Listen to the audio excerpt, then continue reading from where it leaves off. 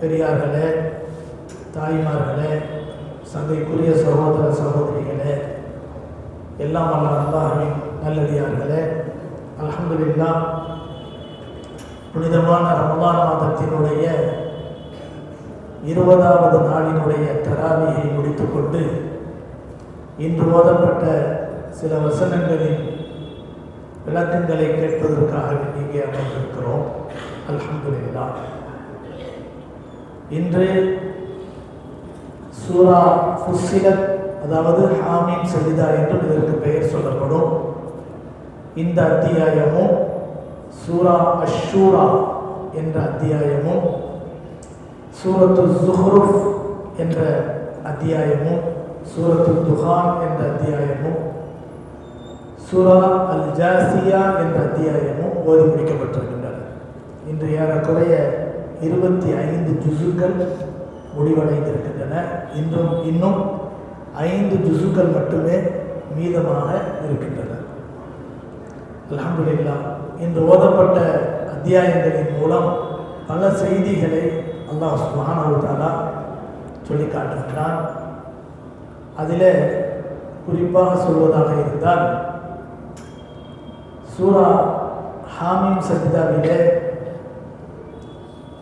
நாளை மறுமையில் மனிதர்கள் ஒன்று கூட்டப்படுகின்ற நேரத்தில் அவர்களுடைய நாவுகள், இவ்வளவு நாள் பேசிக்கொண்டிருந்த நாவுகள் எல்லாம் முத்திரையிடப்பட்டுவிடும், பூட்டு போடப்படும்.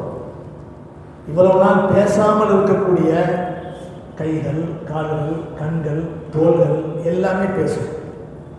இதை பற்றி அல்லாஹ் பேசுகிறான். அதற்கு அடுத்து ஈமான் கொண்டு அதிலே உறுதிப்பாடாக இருக்க வேண்டும் என்ற விஷயத்தையும் அல்லாஹ் சொல்கிறான். நம்மெல்லாம் ஈமான்தாரிகள், ஆனால் அதுக்கு பின்னால் அதில் இஸ்திகாமத் என்பது இருக்குதான்னு சொல்லிட்டு கொஞ்சம் யோசிக்கிறோம். இஸ்திகாமத் என்ன தெரியுமா? லா இலாஹ இல்லல்லாஹ், வணக்கத்திற்குரியவன் அல்லாஹ்வை தவிர வேறு யாரும் இல்லை. நம்ம உறுதியாக ஈமான் கொண்டிருக்கோம். இதில் சந்தேகமே கிடையாது. சில நேரங்களில் நமக்கு ஏற்படக்கூடிய ஏதாவது ஒரு பிரச்சனையின் காரணத்தினால் அல்லாஹ்வுடைய கட்டளைக்கு மாறுபாடான விஷயத்தை நம்ம போய் ஈடுபட முடியலா? வேறு வழி இல்லை. உதாரணமாக என்ன செய்கிறது, என் கஷ்டம் போகணுன்னா நான் வட்டி வாங்கி தான் ஆகணும் அப்படின்னு சொல்லிட்டு வட்டி வாங்குறது. இப்போ இஸ்திகாமத்து இல்லைன்னு அர்த்தம். சில பேர் என்ன செய்யுது, மந்திரவாதிக்க போகிறது, குறிப்பாக்க போகிறது, சூரியக்காரங்க போகிறது. இப்போ நம்ம சகஜமாக போச்சு. கோயிலெல்லாம் போய் பூஜை பண்ணிட்டு வர்றது, புர்காவோடு போய் போய் பூஜை பண்ணிட்டு வர்றதெல்லாம் ரொம்ப சகஜமாக போச்சு. இதான் எங்கள் தமிழ்நாடு, இதில் ஒரு பெருமை. இதான் எங்களுடைய இந்தியா, இது பெருமை. ஈமானை விட்டுட்டு போகிறது ஒரு பெருமையா? இப்போ அதில் ஈமான் இருந்தாலும் அதில் இஸ்திகாமத் இல்லை.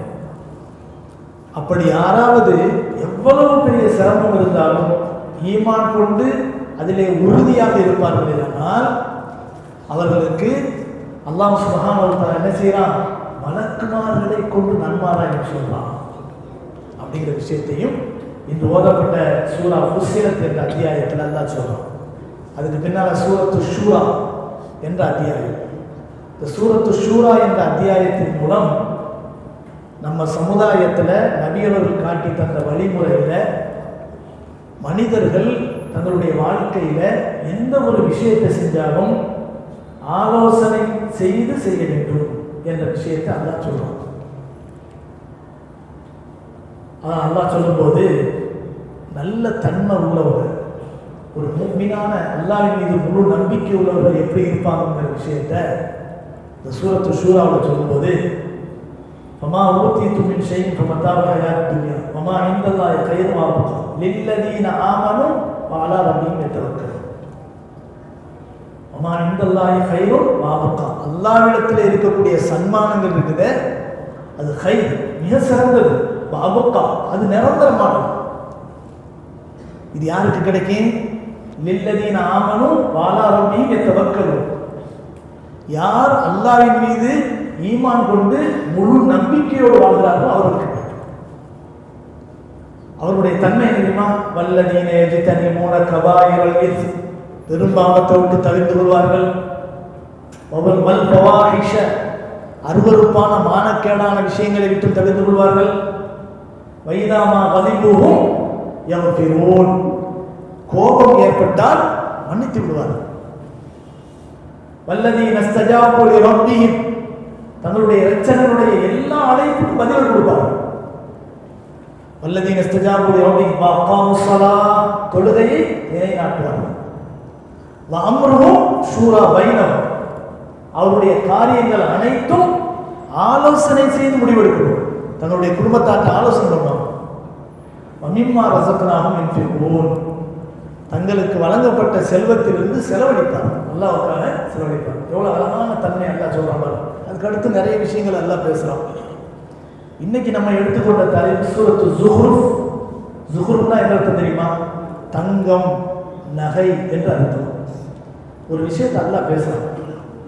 இந்த உலகத்துல அல்லாஹ் சுப்ஹானஹு வ தஆலா காபிர்களுக்கு என்ன செய்யறானா, அதாவது உலகம் மதிக்கப்படக்கூடியதாக இருந்தால் காபிர்களுக்கு அல்லாஹ் என்ன செஞ்சிருவானா, இந்த உலகத்துல அவர்கள் சாய்ந்திருக்கக்கூடிய மூமின்களுக்கு சாய்ந்திருக்கக்கூடிய கட்டில்களை எல்லாம் தங்கமாக்கி பண்ணுவாங்க.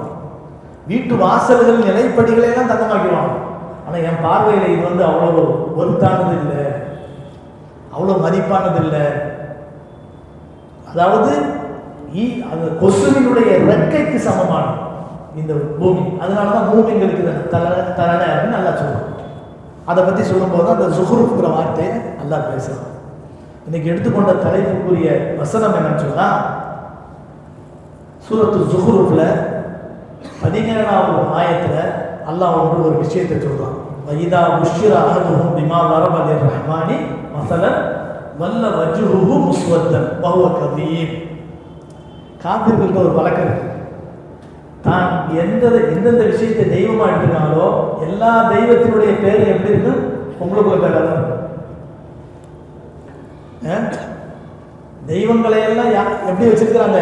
பெண்களாவே வச்சிருக்கிறாங்க. அந்த காலத்தில் இருந்த காபிர்கள், முஷ்ரிக்குகள் அல்லாஹ்வையும் இறைவனையும் எப்படி பெண்ணாக ஆக்கினாங்க. இதுதான் அல்லாஹ் சொல்றான். பெண்ணாக்குறது மட்டும் இல்லை, இறைவனுக்கு துணையாக இணையாக ஆக்குனதையும் எப்படி இருந்தாங்க? மலக்குமார்கள் எல்லாரையுமே பொம்பளையா ஆக்கிட்டாங்க. ஏஞ்சல்ஸ் அப்படின்னு சொல்றாங்க. அந்த ஏஞ்சல்ஸுக்கு ஒரு உருவத்தை காட்டுறாங்கல்ல, எப்படி காட்டுறாங்க? அழகான ஒரு தேவதை, ரெக்க வச்ச வெள்ளை ட்ரெஸ் போட்ட ஒரு அழகான ஒரு பொம்பளை தான் காட்டுறாங்க. அப்போ ஏஞ்சல்ஸ், அதாவது மாணவர்கள் மலக்குமார்கள் எல்லாருமே பொம்பளை அப்படின்னு ஆக்குறாங்க. இறைவனும் பொம்பளையா, இறைவன் தனக்கு துணையா வச்சிருக்கக்கூடிய எல்லாருமே பொம்பளையா. ஆனா அல்லாஹ் என்ன கேட்கறான் தெரியுமா? வைதா புஷ்ஷிர அஹதுஹும் பிமா ضرب للرحمن مثلا, அல்லாஹ்வுக்கு ஒரு உதாரணமாக காட்டக்கூடிய அந்த பெண்மை என்ற தன்மை உள்ள ஒரு பொம்பளை புள்ள ஒரு மனிதனுக்கு பிறந்து விட்டது என்று சுப செய்தி சொல்லப்பட்டால் வல்ல வஜ்ஹுஹு முஸ்வத்தா, அவன் முகமெல்லாம் கருத்து போயிடுது. ஒவ்வொரு கதீம், அவன் ரொம்ப வெறுப்பாயிடுறான். பொம்பளை பிள்ளையா பிறந்திருக்கு அப்படின்னு வெறுப்பாயிடுறான் அப்படின்னு அல்லாஹ் தஆலா சொல்லி காட்டுறான். இறைவனே பொண்ணு அப்படின்னு சொல்லலாம். தனக்கு ஒரு பெண்ணு பிறந்தா ஆஹா தெய்வமே பிறந்திருக்கு அப்படிதான் நினைக்கிறவன். அவன் என்ன, நம்ம வீட்டுல பொம்பளை பிள்ளையா அப்படின்னு இந்த முகமெல்லாம் ஒரு மாதிரி கருத்து போயிடுது, கவலையில ஆழ்ந்து போயிடுறான் அப்படின்னு அல்லாஹ் சுப்ஹானஹு வ தஆலா சொல்றான். இன்னொரு வசனத்துல சூரத்துல் நஹ்ல் அல்லாஹ் சொல்றான், வைதா புஷ்ஷிர அஹதுஹும் பில் உன்ஸா வல்ல வஜ்ஹுஹு முஸ்வத்தன் வஹுவ கதீம் யதவாரா மினல் கௌமி மின் சூ மா புஷ்ஷிர பி. அவனுக்கு சொல்லப்பட்ட அந்த பொம்பளை பிறந்திருக்குங்கிற அந்த செய்தி சொல்லப்பட்ட உடனே மக்களுக்கு மத்தியில நடமாறதுக்கே வெட்கப்பட்டு வீட்டுக்குள்ள உட்கார்ந்து. யாராவது கேட்பாங்களா, என்னப்பா பொம்பளை பிறந்திருக்காங்க அப்படின்னு கேட்பாங்கங்கிறதுக்காக அரபுகள் என்ன செய்வாங்களாம், பெண் குழந்தை பிறந்தா அதை மட்டமா நினைச்சுக்கிட்டு பார்க்கிறவனு நம்மளை கேவலமா நினைப்பாங்கிறதுக்காக வெளியிலே போக மாட்டாங்க, வெளியில தலையை காட்ட மாட்டாங்க. எத்தவாரா மினல் கௌம், தன்னை மறைத்துக் கொள்வார்கள் அல்லாஹ் சொல்றான். மின் சூனி மா புஷ்ஷிர பி, அவர்களுக்கு சொல்லப்பட்ட அந்த பெண் குழந்தை பிறந்து விட்டது என்ற சுப செய்தியை கெடுதியாக நினைத்ததால், கெட்டதாக நினைத்ததால் வெளியில நடமாடவே மாட்டாங்க, தன்னை மறைத்துக் கொள்வார்கள். மா புஷ்ஷிர பி அயும்சிகு அலா ஹுனி அம் யதுஸ்ஸுஹு பித்துரா. நீ என்னப்பா, நீ இப்படி எவ்வளவு நாள் தான் நீ மறைஞ்சிருப்ப? உன் இழிவிற்கு மத்தியிலே நீ உன்னை தடுத்துக் கொள்வாயா? மண்ணுக்குள்ள போட்டு மூடிக்கொள்வாயா உன்னை? நீ எவ்வளவு நாள் நீ மறந்திருக்க முடியும் அப்படின்னு அல்லாஹ் கேட்கிறான். அந்த காலத்துல பெண் குழந்தைகளை மதிக்கவில்லை என்பதற்கு ஒரு பெரிய எடுத்துக்காட்டு என்னன்னு சொன்னா, பெண் குழந்தை பிறந்த உடனே யாருக்கும் தெரியாம கொண்டு போய் குழி தோண்டி புதைச்சிருவாங்க. உயிரோட புதைப்பாங்க. இப்போதும் மத்ஃபனுல் பனாத் என்ற ஒரு இடம் மக்கா நகரத்திலே ஹரமுடைய எல்லைக்குள்ளே இருக்கு. இன்னைக்கு இருக்கு. உம்ராவுக்கு போனவங்களுக்கு தெரியும். மஸ்ஜிது தனீம் ஆயிஷா பள்ளிக்காக வேண்டி நம்ம டாக்ஸி ஏறுறதுக்காக வேண்டி ஒரு இடத்துக்கு போவோம். அந்த இடத்துல அப்படி பிரிட்ஜ் ஏறுற மாதிரி ஏறும். அந்த இடத்துல தான் அந்த டாக்ஸி வந்து என்ன செய்வாங்க, ஆயிஷா பள்ளி ஆயிஷா மஸ்ஜித் கத்துவாங்க. அது வந்து எந்த இடத்துல இருக்குன்னு சொன்னா, மஸ்ஜிதுல் ஹராம் கட்டப்பட்டிருக்குல்ல, புது புது கட்டடங்கள்லாம் கட்டியிருக்காங்க பாருங்க. அதுல நீட்டமா ஒரு இடத்த கட்டியிருக்காங்க பாருங்க. அந்த இடத்துக்கு நேர் பின்னால அந்த பிரிட்ஜ் ஏறுற இடத்துல அந்த ஹரமுடைய பள்ளிக்கும் அந்த பிரிட்ஜுக்கு மத்தியில் ஒரு குறுகலான ஒரு இடம் இருக்கும். அந்த இடத்துல போய் பார்த்தீங்கன்னா பள்ளமா ஒரு இடம் இருக்கும். ஒரு பெரிய மைதானமா இருக்கும். அந்த இடத்துல எந்த கட்டடமும் கட்ட மாட்டாங்க. எல்லா இடமும் கட்டடம் கட்டியிருக்கும். அந்த இடத்த மட்டும் காலியா இருக்கும். அதுதான் அந்த காலத்துல முஷ்ரிக்குகள் தங்களுடைய பெண் குழந்தையை புதைச்ச இடம். இன்னைக்கு அதுக்கு பேர் வந்து மதுஃபனுல் பனாத், பெண் குழந்தையை புதைத்த இடம் அப்படின்னு அதுக்கு பேரு. ஆனா அது என்ன ஆச்சு தெரியுமா? எந்த கட்டடமும் அங்க கட்ட முடியல. இதுவரைக்கும் கட்ட முடியல. அரசாங்கம் எவ்வளவு முயற்சி பண்ணி பார்த்தாங்க, அந்த இடத்துல கட்ட முடியல. அந்த இடத்த அல்லாஹ் நமக்கு இன்னைக்கு படிப்பினைக்காக வேண்டி எல்லாம் பாதுகாத்து வச்சிருக்கிறான்.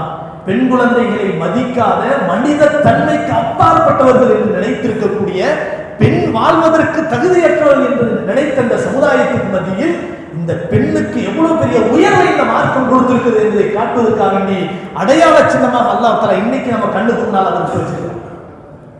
உமர் ரலியல்லாஹு அவர்கள் ஆயத் இறக்கப்படுது. அதாவது நஹ்னு நர்ஸுகுக்கும் வய்யாஹும் வலா தக்ரபுல் ஃபவாஹிஷ மின்ஹா வமா பத்தன். அல்லாஹ் சொல்றான், வலா தக்துலு அவுலாதக்கும் ஹஷ்யத இம்லாக். இந்த ஆயத்தெல்லாம் இறக்கப்பட்ட உடனே உமர் ரலியல்லாஹுடைய தாடியெல்லாம் நனையக்கூடிய அளவுக்கு தேடி தேடி அழுவாங்க. நான் அறியாம காலத்தில் என் பிள்ளையை நான் இந்த மாதிரிலாம் புதைச்சிருக்கிறேன் அப்படிமா, என்னுடைய குழந்தையெல்லாம் இந்த மாதிரிலாம் புதைச்சிருக்கிறேன் அப்படிமா. கண்ணியமானவர்களே, உமர் ரலியல்லாஹு அவர்களுடைய ஒரு குழந்தை பிறக்குது. அந்த குழந்தை வந்து பிறந்த சமயத்தில் உமர் ரலியல்லாஹு ஊர்ல இல்லை, வெளியூருக்கு போயிட்டாங்க. காஃபிரா இருக்கும்போது வந்து கேட்குறாங்க, பிள்ளை இறந்து போச்சு, அதனால என்ன செஞ்சிட்டோம், அடக்கம் பண்ணிட்டோம் அப்படின்ட்டாங்க. நல்லதா போச்சு அப்படின்ட்டாரு யாரு, உமர் ரலியல்லாஹு. ஆனால் அந்த பிள்ளை இறக்கலை. பக்கத்தில் வேண்டியவங்களுடைய ஒரு வீட்டில் விட்டு அதை வளர்க்க சொல்லிட்டாங்க. பிள்ளைய வளர்க்க, அதாவது சாவடிக்கிறதுக்கு அவங்களுக்கு வந்து என்ன செய்யலை, மனசு இல்லை, பாதுகாப்பாக வளர்ந்துக்கிட்டு இருக்கு. அந்த பிள்ளை அடிக்கடி என்ன செய்யும், சின்ன பிள்ளை, பொதுவாகவே பொம்பளை பிள்ளைனாலே நம்மளுக்கு வந்து கொஞ்சம் பிள்ளைனாலே மகப்பத். ஆனால் பெண் குழந்தைன்னு சொன்னால் இன்னும் கூடுதலான மகப்பத். நம்மளுக்கு பிள்ளையா இருக்கும்போது பார்க்கறதுக்கு நல்லா அழகாக இருக்கும், பார்க்கறதுக்கு செல்லமாக இருக்கும். இந்த நிலைமையில உமர் ரலியல்லாஹுடைய வீட்டுக்கு அந்த பிள்ளை வரணும். தனக்கு பொம்பளை பிள்ளை தரக்கூடாது நினைச்சாங்களே தவிர, அடுத்த வீட்டு பொம்பளை பிள்ளைங்கும் போது ரொம்ப நல்லா இருக்குது சின்ன பிள்ளை அப்படின்னு கொஞ்சிறாங்க, தூக்கி வச்சு முத்தம் கொடுக்குறாங்க, நல்லா வச்சு என்ன செய்யறாங்க, அந்த பிள்ளைய நல்லா பாசமா வச்சிருக்காங்க. கொஞ்சம் கொஞ்சமா வளர்ந்து ஓரளவு கொஞ்சம் ஒரு நல்ல நிலைமைக்கு, அதாவது ஒரு 2 வயசு இப்படி ஆகும்போது அந்த பிள்ளைகிட்ட நல்ல அட்டாச்மெண்டா இருக்கிறாங்க. யார், உமர் ரலியல்லாஹு நல்ல அன்பா இருக்கிறாங்க, பாசமா இருக்கிறாங்கன்னு தெரிஞ்ச உடனே இந்த பிள்ளை வேற யாரும் இல்லைங்க, உங்க பிள்ளை தான் அப்படின்னு சொல்லிடுறாங்க. சொன்ன அடுத்த நிமிடம் உமர் ரலியல்லாஹு பிடிச்சி இழுத்துட்டு போய் குழியை தோன்றாங்க. அந்த குழியை தோண்டி அந்த பிள்ளையை உள்ள வைக்கிறாங்க. உள்ள போட்டு அந்த மண்ணை மூடும்போது, அப்பா என்னை ஏன் மூடுறீங்க, எங்கே நீ அனுப்புறீங்க அப்படின்னு சொல்லி அந்த உமர் ரலியல்லாஹுடைய தாடியில, அந்த காலத்தில் காபீர்கள்லாம் தாடி வச்சிருப்பாங்க, இன்னைக்கு முஸ்லீம்கள்லாம் தாடி வைக்க மாட்டாங்க. அந்த மாதிரி அன்னைக்கு அபூஜஹல்லாம் தாடி வச்சிருந்தாங்க. இஸ்லாத்துக்கு பரம விரோதியான அபூலகம் தாடி வச்சிருந்தாங்க. எல்லாருமே தாடி வச்சிருந்தாங்க. தாடியில மண் படும்போது அந்த பிள்ளை தட்டி விட்டுச்சான். அப்போ கூட இறக்குவாங்க. கதற அந்த பிள்ளைய போட்டு குழியில போட்டு மூடினாங்க. அந்த குழந்தைகளுடைய சத்தம் அப்படியே சத்தம் கேட்டு அப்படியே லேசா அடங்கிடுச்சு. எப்படி அந்த குழந்தை துடிதுடித்து இறந்துருக்கு நினைச்சு பார்த்தீங்களா? அப்ப அந்த மனிதனுடைய உள்ளம் எப்படி இருந்துச்சு? கண்ணியமானவர்களே, அதே உமர் எப்படி மாறிட்டாங்க தெரியுமா? அடுத்த வீட்டு பெண்கள் கஷ்டப்படும் போது நகர்வலம் வந்து ஊருக்கு வெளியில ஒரு குடிசை தெரியுது, ஒரு கூடாரம் தெரியுது, அங்க போறாங்க. ஒரு தாய் என்ன செய்யறாங்க, வெளியில உட்கார்ந்து இருக்கிறாங்க, உள்ள குழந்தைகள் அழுவ சத்தம். உமரதை நான் கேட்கிறாங்க, என்ன விஷயம்? பிள்ளைங்க பசியால தவிக்குது, அந்த பிள்ளைங்களை ஏமாத்துறதுக்காக வேண்டிய சுடுதண்ணியை கொதிக்க வச்சு பாயாசம் தயாரிக்கிற மாதிரி நடிக்கிறேன். இதை பார்க்கிற பிள்ளைங்க கொஞ்ச நேரத்தில் தூங்கிடும். நிச்சயமா இதை பற்றி அல்லாட்ட முறையிடுவேன். இந்த உமர் எங்களுக்கெல்லாம் ஆட்சியாளராக இருக்கிறார், எங்களுடைய கஷ்டத்தை அவர் தெரிஞ்சுக்கிறல அப்படின்னு சொன்ன உடனே, ஏமா இந்த உமருக்கு உன்னுடைய நிலைமை எப்படிமா தெரியும் அப்படின்னு உமர் இல்லாத மாறுவேடத்தில் கேட்குறாங்க. அந்த அம்மா சொன்னாங்க, எங்க நிலைமை அவருக்கு தெரியலைன்னா ஏன் அவர் அமீர் முஃமினா இருக்கணும், ஏன் அவர் ஜனாதிபதியா இருக்கணும் அப்படிங்கிறாங்க. உடனே போனாங்க, தன்னுடைய வீட்டில் ஹசானாவில் அரசாங்க நிதியிலிருந்து சில கோதுமை மாவுகளை அள்ளிக்கிட்டு நெய்யை எடுத்துக்கிட்டு அவங்களுடைய அடிமை வேலைக்காரராகிய அஸ்லம் அவங்கள்ட்ட சொன்னாங்க, தூக்கி என் முதுகுல வைக்கிறாங்க. அமீர் முஃமினீன், நான் தூக்கிட்டு வரேன், நான் தான் வேலைக்காரன் இருக்கிறேன் அப்படிங்கிறாங்க.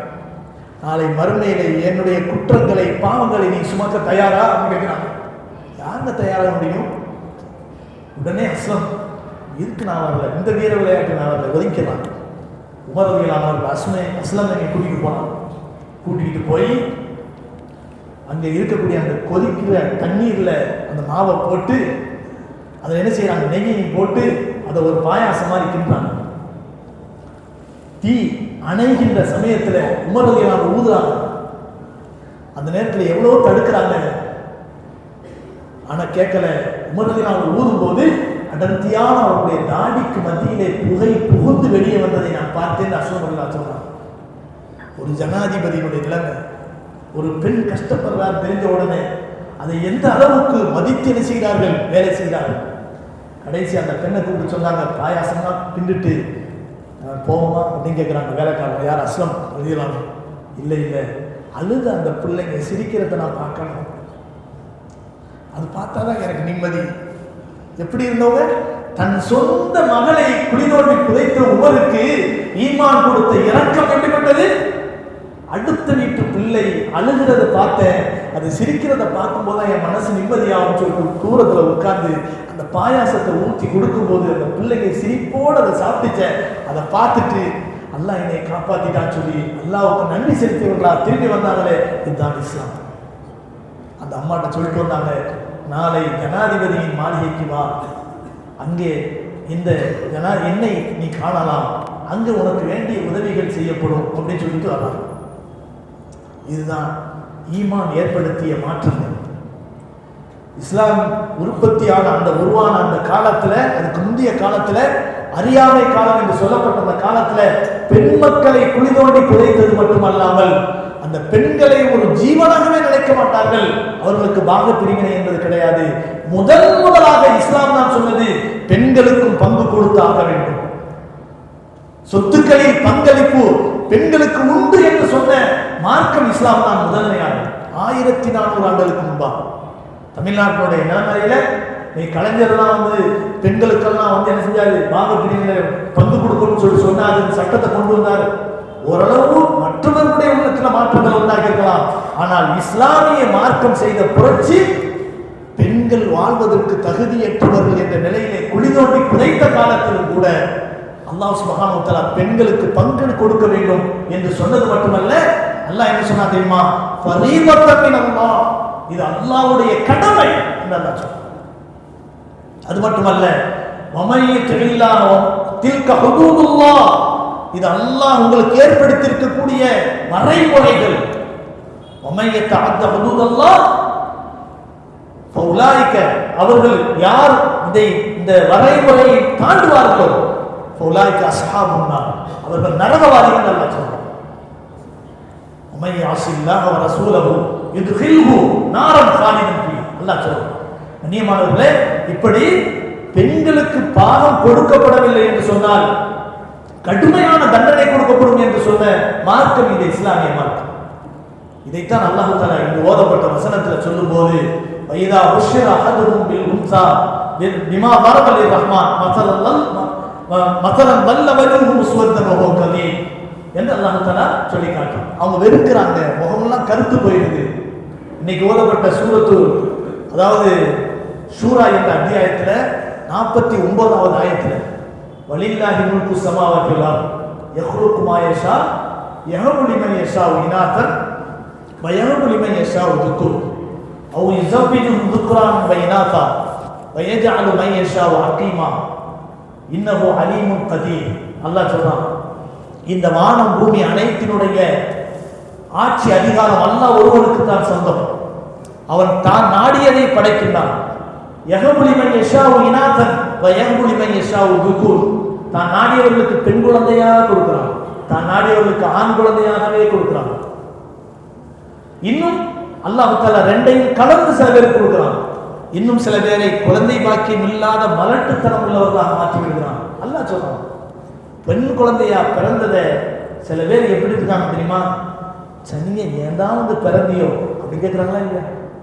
கேட்குறாங்களே. அது வந்து பிறக்கல, அல்லாஹ் நாடி பிறந்தது, அல்லாஹ் நமக்கு கொடுத்தது. குழந்தைகளை பெற்றிட்டு ஒரு பெண்ணா இருந்தாலும் ஆணா இருந்தாலும் இது எனக்கு பிறந்துருச்சேன்னு வருத்தப்படக்கூடியவங்க புரிஞ்சுக்கிறணும். குழந்தை இல்லாத நபர்கள்ட்ட போய் கேட்டு பாருங்கள், அவர்கள் எவ்வளவு ஏங்குறாங்க, அவருடைய உள்ளத்தில் எவ்வளவு பெரிய கவலைகள் இருக்குன்னு கேட்டு பாருங்க. அல்லாஹ் நம்ம கொடுத்துருக்காங்க, நான் நன்றி செலுத்தணும். யாருக்கு என்ன கொடுக்கணும், எவ்வளவு கொடுக்கணும் அல்லாஹ்வுக்கு தெரியும்.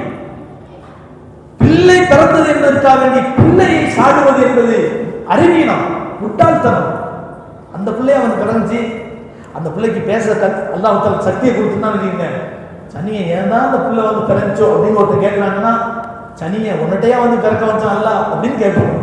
பிறக்கிறதுக்கு நல்லா சக்தியை கொடுத்துருந்தா, அந்த பேசுறதுக்கு அந்த சக்தியை கொடுத்துருந்தா அந்த குழந்தை என்ன கேட்டு தெரியுமா? என்னைய போய் சனியே நினைக்கிற இந்த சனியன்ட்டு அல்ல ஏன் என்னைய கொண்டு ஒரு பிறக்க வச்சாலும் தெரியல அப்படின்னு கேட்டு. அதுக்கு பேச முடியல, அதனால கேட்கல. காரணம் என்ன? பிள்ளை என்ன தப்பு பண்ணுச்சு? பிறந்த பிள்ளை தப்பு பண்ணுச்சா? ஏன் பிள்ளைய வந்து சாபமா நினைக்கணும்? அதை ஏன் கெட்டதா நினைக்கணும்? கண்ணியமானவர்களே, பெண் குழந்தை என்பது எவ்வளவு மகத்தானது தெரியுமா? நபிகள் நாயகம் ஸல்லல்லாஹு அலைஹி வஸல்லம் அதை பற்றி சொன்ன வார்த்தைகள் ஏராளம். இஸ்லாம் மட்டும்தான் இதை பற்றி சிறப்பாக சொல்லியிருக்கு.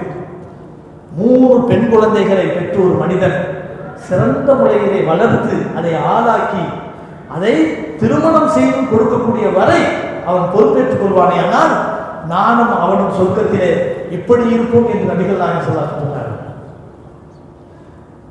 பெண் குழந்தைகள் என்பது சித்தரும் மினன்னா, அவருடைய பெற்றோரை விட்டு நரகத்தை தடுக்கக்கூடிய திரை என்று நபிகள் நாயகம் ஸல்லல்லாஹு அலைஹி வஸல்லம் சொன்னார். 2 பெண் குழந்தைகளாக இருந்தாலும் அது நரகத்தை விட்டு தடையா என்று நபிகள் நாயகம் ஸல்லல்லாஹு அலைஹி வஸல்லம் ஒரு சஹாபி வந்து கேட்டார்கள். 2 பெண் குழந்தைகளை பெற்று அதை ஆளாக்கி வளர்த்திருந்தாலும் அவர்களுக்கும் அது நரகத்தை விட்டு தடையாகத்தான் இருக்கும், பாதுகாப்பாகத்தான் இருக்கும் என்று நபிகள் நாயகம் ஸல்லல்லாஹு அலைஹி வஸல்லம் சொன்னார். கண்ணியமானவர்களே, ஒரு குழந்தையை பற்றி நாம் கேட்டிருந்தாலும் ஆம் என்றுதான் நபியவர்கள் சொல்லியிருப்பார்கள் என்பதாக ஹதீஸிலே பார்க்கிறோம். பெண் குழந்தைக்கு நபிகள் நாயகம் ஸல்லல்லாஹு அலைஹி வஸல்லம் சொன்னது அந்த கொடுத்திருக்கக்கூடிய மரியாதை, சிறப்பு ஏராளமான விஷயம். பெரிய எடுத்துக்காட்டு என்ன தெரியுமா? நபிகள் நாயகம் ஸல்லல்லாஹு அலைஹி வஸல்லம் அவர்களை விட ஒரு சிறந்த முன்மாதிரி இந்த உலகத்தில் வேற யாராவது இருக்காங்களா? கிடையாது. அப்படிப்பட்ட நபி அவர்களுடைய வம்சம் பெருக்கம் உடையது என்பதை அல்லாஹ் குர்ஆன்ல சொல்றான். யார் உங்களை பத்தி திட்டானோ அவன் தான் வம்சம் இல்லாதவன், நீங்கள் வம்சம் உள்ளவர்கள் என்று அல்லாஹ் சொல்றான். அந்த வம்சம் சையீது வம்சம், நபியவர்களுடைய பரம்பரை வம்சம் எந்த இனத்திலிருந்து வந்தது? ஒரு பெண் குழந்தையிலிருந்து தான் வந்தது. ஃபாத்திமா அம்மையார், ஜைனப் அம்மையார், ருக்கையா அம்மையார், உம்மு குல்சூம் அம்மையார் ரலியல்லாஹு அன்ஹா, இவங்க 4 பொம்பளை பிள்ளைங்க நபிகள் நாயகம் ஸல்லல்லாஹு அலைஹி வஸல்லம் இருந்தாங்க. ஆண் குழந்தைகள் எல்லாம் 4 பேர் இருந்தாங்க. சில அறிவிப்பின் பிரகாரம் 3 பேர் என்று சொல்லலாம். ஆனா அவங்க யாருமே பெரிய ஆட்களா இருக்கிற வரைக்கும் இல்லை. மாகான முஹம்மது அபா அஹதின் மின் ரிஜாலிக்கும் வலாக்கின் ரசூலுல்லாஹ் வ காத்தமன் நபியீன். எந்த ஒரு பெரிய ஆண்களுக்கும் நபி அவர்கள் தந்தையாக இருக்கிறார். எல்லாமே சின்ன பிள்ளையிலே மூத்தா போயிட்டாங்க அப்படின்னு நல்லா சொல்றாங்க.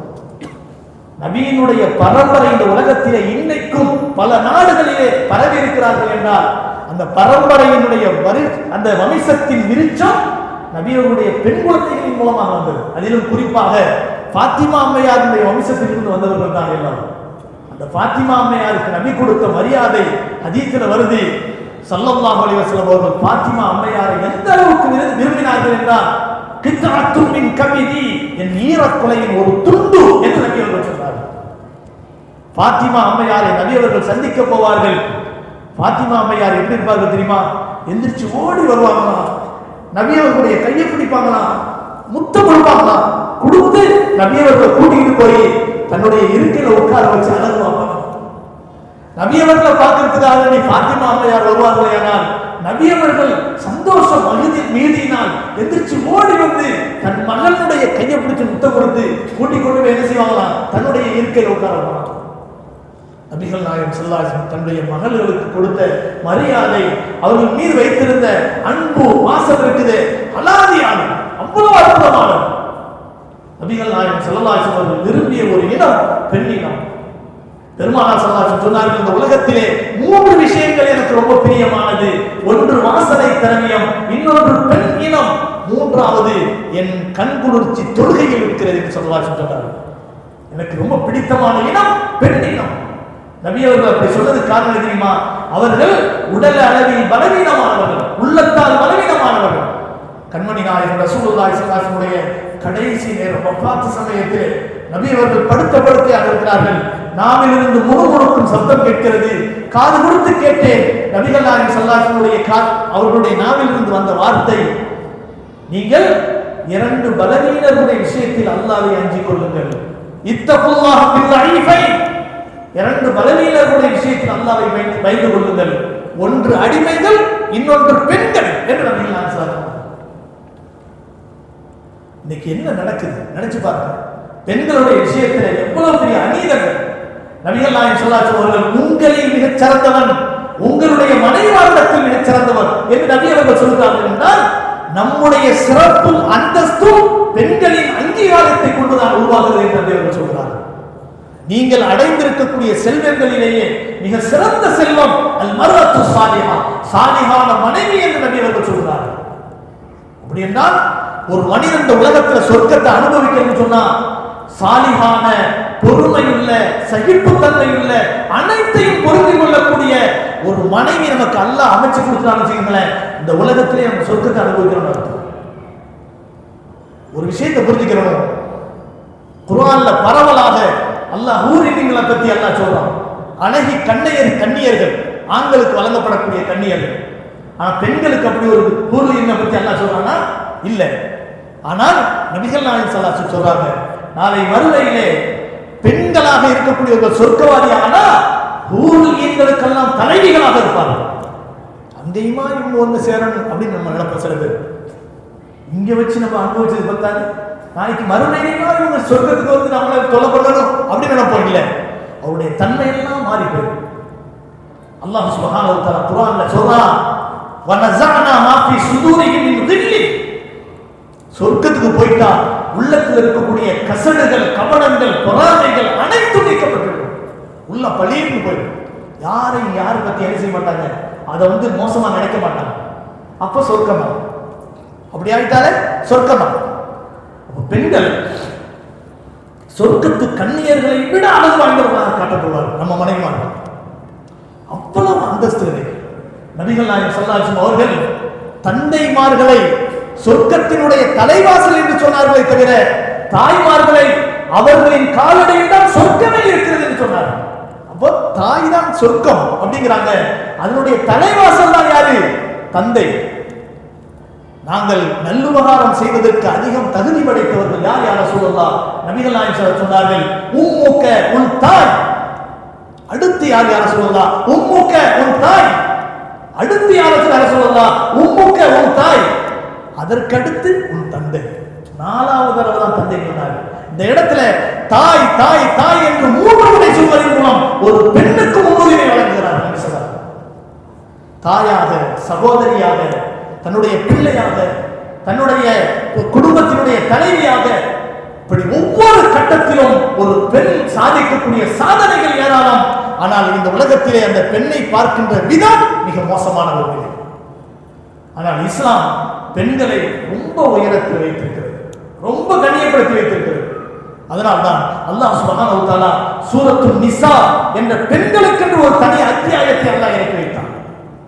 எனவே பெண் குழந்தைகளை பெற்றவர்கள் பெரிய பாக்கியசாலிகள். அந்த பெண் குழந்தையின் மூலம் அவர்களுக்கு ஏழ்மை கவலையை தரலாம், கஷ்டங்களாக இருக்கலாம், கல்யாணம் பண்ணி கொடுத்த இடத்துல அவங்களுக்கு பெரிய ஒரு சோதனைகள் இருக்கலாம். இதெல்லாம் உலகத்துல பொம்பளை பிள்ளைய பெற்றனாலதான் நான் இவ்வளவு கஷ்டப்படுறேன் என்று நினைக்கலாம். ஒரு விஷயத்தை புரிந்து கொள்ளுங்கள், இந்த கவலைகள் எல்லாம் ஒரு நாள் சந்தோஷமாக மாறும். காரணம், என் பெண் பிள்ளையை நான் பெற்றதுனால அல்லாஹ் எனக்கு மறுமையில இவ்வளவு பெரிய சிறப்பை கொடுத்திருக்கானே அப்படிங்கிற விஷயத்தின் மூலம் நாளை மறுமையில நமக்கு கிடைத்திருக்கக்கூடிய வெற்றி மகத்தானது. இந்த மாதிரி ஹதீஸெல்லாம் கேட்கும்போது பொம்பளை பிள்ளை பிற்காலவும் நிறைய பேர் வருத்தப்பட்டு சொல்லுவாங்க, எனக்கு பொம்பளை பிள்ளை இல்லை, எனக்கு ரொம்ப கவலையா இருக்கு அப்படின்னு சொல்லுவாங்க. உண்மையிலே கண்ணியமானவர்களே, பெண் குழந்தைகளை பெற்றவர்கள் என்னதான் உலகத்துல கஷ்டப்பட்டாலும் நாளை மறுமையில் நிச்சயமாக அவர்கள் மகத்தான பாக்கியசாலிகள். எனவே நம் குடும்பம் என்று வருகிற போது பெண் குழந்தைகளுக்கு ஒரு தனி மரியாதை கொடுக்கணும். அதாவது அதுக்காக ஆணினத்தை பெரிதுபடுத்தி பெண்ணை மட்டமா நினைக்கிறவன் அவர்களுக்கு சொல்லப்படக்கூடிய விஷயம் தான். சமமா நினைச்சாலே போதுமானது. ஆம்பளை பிள்ளை அவன் சம்பாதிக்க போறவன், அவனுக்கு படிப்பு தேவை, அவன் நல்லா இருப்பான். ஆனா சில அந்த காலத்துல நம்ம பார்க்கலாம், கண்ணால பார்க்கலாம், ஆம்பளை பிள்ளைக்கு முட்டையை வச்சு வைப்பாங்க, பொம்பளை பிள்ளைக்கு உருளைக்கிழங்கு எடுத்து வைப்பாங்க. இதெல்லாம் அநியாயம் இல்லை. அவன் சாப்பிடுப்பான், ஆம்பளை பிள்ளை, நீ அவன்கிட்ட போட்டி போடுற அப்படிம்பாங்க. அப்படின்னு சொல்லுவான். அவன் ஆம்பளை பிள்ளை, அவன்கிட்ட நீ போட்டி போடுற. என்னங்க பிள்ளைங்களுக்கு மத்தியில ஏற்றத்தாழ்வு? எல்லாருமே ஒரு கருவில் இருந்து வளர்ந்தவர்கள் தானே. பெண்ணாக பிறந்தது அதனுடைய தவறா? இஸ்லாம் இதை வன்மையாக கண்டிக்கிறது கண்ணியமானவர்களே. எனவே பெண் இனத்துக்கு, பெண் குழந்தைக்கு ஒரு தனி மரியாதை இருக்கிறது, அவர்களுக்கென்று ஒரு தனி சிறப்பு இருக்கிறது என்பதை இஸ்லாமிய கண்ணோட்டத்தில் சொல்வதுதான் இன்றைய தலைப்பினுடைய நோக்கமாகும். அல்லாஹ் சுப்ஹானஹு வ தஆலா சத்தியத்தை சத்தியமென்று விளங்கி செயல்படக்கூடிய பாக்கியத்தை நம் அனைவருக்கும் தந்து அருள்புரிவானாக. வாஹிரு தஅவானா அல்ஹம்துலில்லாஹி ரப்பில் ஆலமீன். அஸ்ஸலாமு அலைக்கும் வ ரஹ்மத்துல்லாஹி வ பரகாத்துஹு.